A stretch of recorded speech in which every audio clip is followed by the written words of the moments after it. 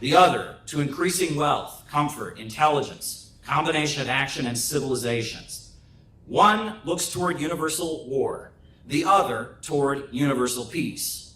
One is the English system, and the other we may be proud to call the American system.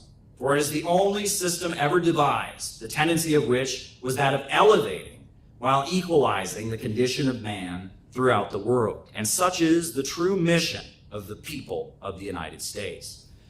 And Henry Charles Carey was describing how at the time that England was emerging as a colonial power, it was holding back economic development. British bankers were using their monopoly to keep countries in poverty. When he talks about underworking the Hindu, that's about the brutal colonization of India. What the American Revolution was really, really about, right? If you know that the 50 states, that's the 50 stars, but the 13 stripes are for the 13 colonies. And the 13 colonies wanted economic development. Whereas the British Empire just wanted them as a temporary trading hub, as a holdout, a trading post in their global sea-based empire.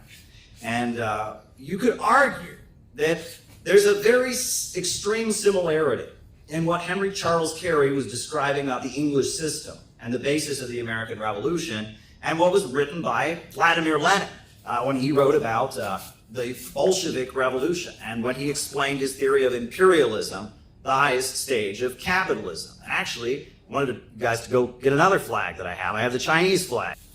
It also has stars on it, no stripes. But the Chinese flag, on the Chinese flag, this star represents the Chinese Communist Party. But these 4 stars, they represent what was called the block of 4 great classes. The workers, the peasants, the urban merchants, and the national capitalists. The block of 4 great classes that Mao built in alliance against imperialism. Classical Marxist theory was it was the workers versus the capitalists. But Lenin came along and he said, actually, capitalism has entered this stage of imperialism, of monopolies, holding countries in poverty. And that the revolution isn't going to come from the Western countries, and it's not going to be the workers versus the bosses. It's going to be nations that have been kept in poverty fighting to break free and establish their economic independence. And that was the Leninist theory of how socialism would come into the world. So thank you very much. And what's also interesting is that now, if you go to China, you go to Russia, the standard classical Marxist-Leninist stuff isn't as popular. But there's a rising school of thought called geopolitics. And geopolitics talks about civilizations of the East versus civilizations of the West, and civilizations of the sea versus civilizations of the land. And they talk about how there are empires in history that are sea-based, that build mighty navies and control trade routes. And there are empires and civilizations that are land-based, and they control great land masses. And that they have a fundamental difference in how they orient people. Because if you're simply controlling the trade routes, all you need to do is build up a mighty military. Whereas if you're developing on the land, you have to build roads.